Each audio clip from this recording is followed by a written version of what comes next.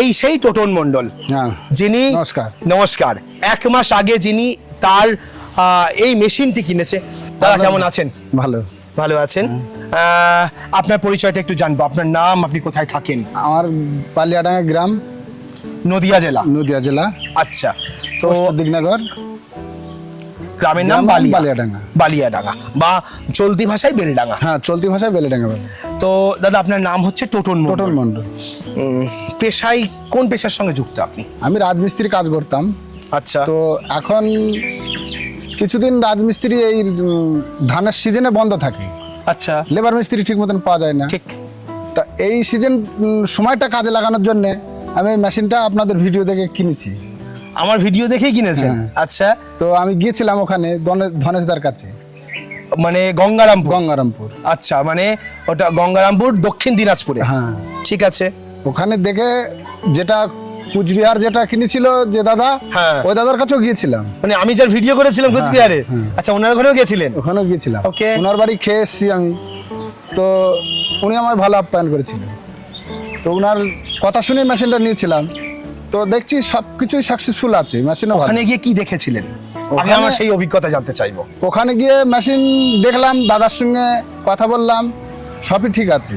মানে ওনারা কতক্ষণ কাজ করেন এই মেশিন নিয়ে? ওই মেশিনে ওনারা যতটা কাজ করে, আমাদের এদিকে তো গরমের প্রভাবটা বেশি। হ্যাঁ, ওই জন্য আমরা অতটা কাজ করতে পারি। উনি তো 18 থেকে 22 ঘন্টা পর্যন্ত রাত্রিরে সারা রাত মেশিন চালান। ব্যাপারটা এরকম। আমরা 12 ঘন্টা, জোর 12 ঘন্টা কাজ করি এই গরমের জন্য, তাই তো? গরমের জন্য। আচ্ছা, আপনি রাতে কাজ করছেন? না, রাতে কাজ করি এখন রাতে। উনি তো রাতে করেন? না, উনি রাতে করে। তাহলে আপনি রাতে অ্যাড করুন, তাহলে তো আপনার কাজটা আরো বাড়বে। রাতে কাজ, আমাদের লেবারের সংকট এখানে। আচ্ছা, তো দুই তরফের লেবার দিলে দেখা যাচ্ছে দিনে আর রাত্রিরে লেবার দিলে হয়। দিনে কতটা করতে পারবেন? দিনে ওইভাবে দিলে 20 বিঘা এনাফ হয়ে যাবে। কিন্তু এখন হয়তো 10 বিঘা 8 বিঘা। আচ্ছা, দিনে 10-12 বিঘা, 10-12 বিঘা, 12 বিঘা হচ্ছে। এখন 12 বিঘা করেছেন? হ্যাঁ, করছি। আচ্ছা, তো এই হচ্ছে আপনার সেই মেশিন। আচ্ছা, বেসিক্যালি আপনাদের বলে রাখি, এটা কিন্তু বাংলাদেশের সাকসেসফুল মডেল। সেই মডেলটা আমাদের ইন্ডিয়াতে এসেছে এবং যারা এই মেশিনটা কিনেছে এখনো অবধি এই ধান ঝাড়া মেশিনে সবচেয়ে সাকসেসফুল মডেল। এই মেশিনে এখানে ধান দিতে হচ্ছে, এখান থেকে ধান তুলে এখান থেকে ঢুকে দিলে এই চেনে চলে যাবে, চেনের মধ্যে দিয়ে চলে যাবে। হ্যাঁ, একা চলে যাবে। প্রেসার আছে ভিতরে, প্রেসারে ঘুরিয়ে আপনাকে ধান পুরো ঝেড়ে পরিষ্কার করে বিচিলে এখান থেকে বিচুলিগুলো ফেলে দেবে।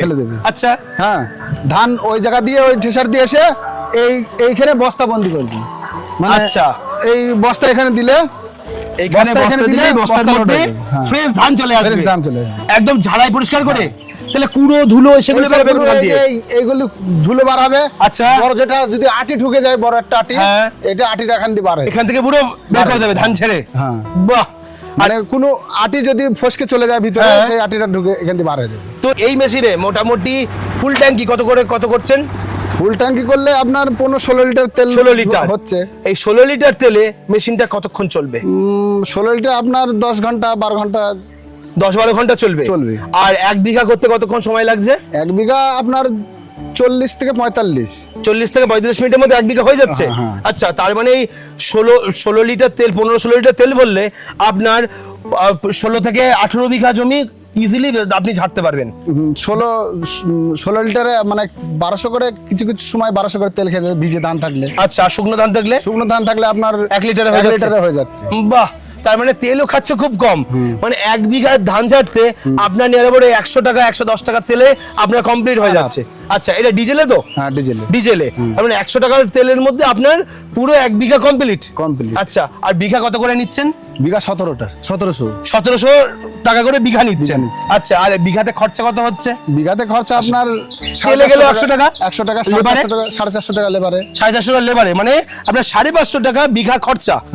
লেবার সব বাদ দিয়ে, তেলের বাদ দিয়ে, গাড়ির বেনিফিট টুকটাক খরচা বাদ দিলে মানে 1000 টাকা এনাফ থাকবে। 1000 টাকার বেশি থাকছে? আচ্ছা, মানে সমস্ত খরচা বাদ দিয়ে আর বিঘাতে 1000 টাকা। বাহ, তাহলে দিনে যদি একটা মানুষ 10 বিঘাও কাজ করে তাহলেই তো 10,000 টাকা একটা রোজগার এই মেশিন থেকে দেখা যায়। এই মেশিনে এখনো পর্যন্ত কোনো সমস্যা চোখে পড়েছে? না, ছোটখাটো সমস্যা তো হতেই পারে, সবকিছুরই ছোটখাটো সমস্যা হয়। ঠিক, কি সমস্যা হয়েছিল? ছোটখাটো ফিতে হয়তো এই সাইলেন্সারটা কাছে আছে, ওর জন্য ফিতেটা হয়তো পুড়ে গেল, কিংবা হয়তো ভিজে ধান থাকলো, হয়তো চাপ বেশি খেলো, হয়তো হালকা ছোটখাটো সমস্যা হতে পারে। আচ্ছা, এটা সেগুলো আপনি নিজে সারিয়ে নিতে পারছেন? নিজে নিজে সারিয়ে নিয়ে যাবে। ওকে। আর এতে এমন কিছু নেই যে ভালো মিস্ত্রি লাগবে, নিজে নিজে যদি দক্ষতা মানুষ থাকে সে নিজে নিজে ঠিক করতে পারে। মানে খুব সহজ টেকনোলজি। সহজ টেকনোলজি। আচ্ছা, আর মোটামুটি এই মেশিন কিসে চলছে আপনার? কত ঘোড়া ইঞ্জিনে চলছে? আপনার 130 ইঞ্জিন আছে। 130-এর এই ইঞ্জিন যদি কি আলাদা করে কিনেছেন? 24 ইঞ্জিন দেওয়া হয় তাও চলবে। 24 ইঞ্জিনও চলবে? চলবে। আচ্ছা, আর আপনি লাগিয়েছেন কত ইঞ্জিন? 30 ইঞ্জিন লাগে। 30-এর ইঞ্জিন লাগিয়েছেন। আচ্ছা, তো এই ইঞ্জিনের খরচা কত পড়লো? ইঞ্জিনের খরচা আমাকে পুরো সেটআপ দিয়েছিল, পুরো রেডি করে ইঞ্জিন দিয়ে, হ্যাঁ। পুরো মেশিন দিয়ে সেটআপ দিয়েছিল? সেটআপ দিয়েছিল। আচ্ছা, তো আপনার এই সেটআপে যে ইনভেস্টমেন্ট হয়েছিল মোটামুটি কি রকম? আপনার 5.5 লাখ টাকা মতন বাড়ি আনা পর্যন্ত? হ্যাঁ। বাড়িতে 5.5 টাকা খরচা পড়েছিল। আপনার যে কাজ, যে পরিমাণ কাজ এখন করছেন, তাতে মেশিনের টাকা কদিনের মধ্যে উঠে যাবে? মোটামুটি 1.5 থেকে 2 সিজন মধ্যে মনে হয় উঠে যাবে। আচ্ছা, কারণ আমি সিজনের অর্ধেক টাইমে এনেছিলাম। অর্ধেক টাইম এনেছেন? এখন অবধি কত টাকার কাজ হয়েছে হিসাব করা আছে? হিসাব করিনি আমি, তো তাও তো একটা আন্দাজ আছে? আন্দাজ আছে, মোটামুটি 60-70 হাজার হয়েছে। 60-70 হাজার প্রফিট হয়ে গেছে, হ্যাঁ। সব খরচা বাদ দিয়ে? হ্যাঁ।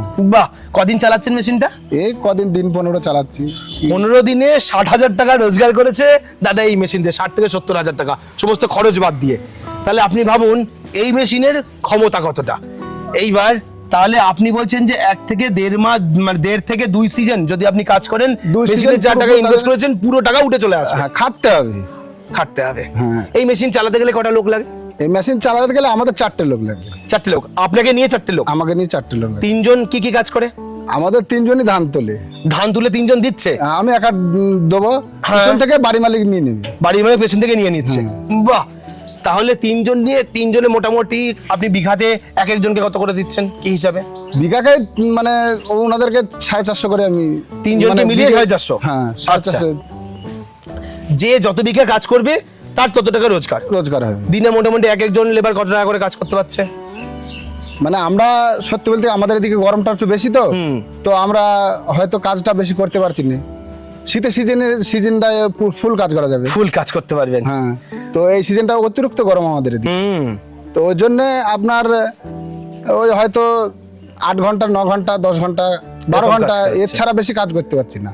ওকে, যাক, ওই রাত্রিরে যদি চালানো যায় এই মেশিনে 1.5 সিজনের টাকা উঠে যাবে।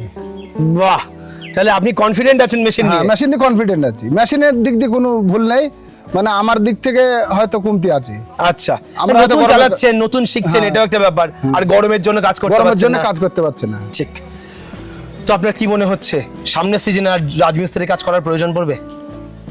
ওটা তো আমার কাজটা তো আগাগোড়া ওটা করেন? হ্যাঁ, করি। হ্যাঁ।